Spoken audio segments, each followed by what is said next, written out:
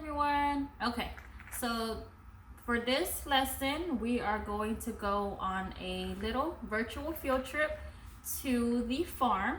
In the Flipgrid and on Schoology, I have posted a video for you about going to the farm. So here is week 5. You would come down, here is a video. You would press play, watch the video with your family. It's about all different animals on the farm and all kind of animals that you can find there. So after you are done, I want you to get a piece of paper and think about the animals that you saw on the farm. Think about which ones were your favorite. Think about which one was your parents' favorite. And let's draw the picture of something you saw in the video. I'm gonna draw a couple of them and then you're going to draw your own. The first one I'm going to draw is a circle and then an oval, 2 lines for the snout, 2 lines, 2 eyes, 2 pointy ears, a body,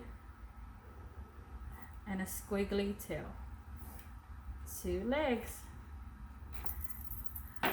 This is a pig, and pig starts with the letter P, I, G, pig.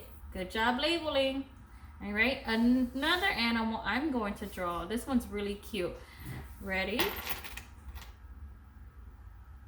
Kind of like an oval, like a square, a rounded square. 2 lines down, 2 eyes. This one has 2 horns and it has 2 ears, and it also has a round body.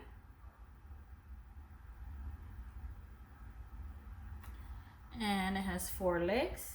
1, 2, 3, 4. Also has a tail. And this animal, a lot of them are black and white. Big black and white spots. This is a cow. What letter does cow start with? C, ow, O, W. Good job labeling. I'm gonna draw maybe one more. Okay. This is like an oval. This animal has a long neck. So I'm gonna draw 2 straight lines down and an oval body. 2 little feathers at the end. It has some feathers here, and it has an eye, and this one has a long beak.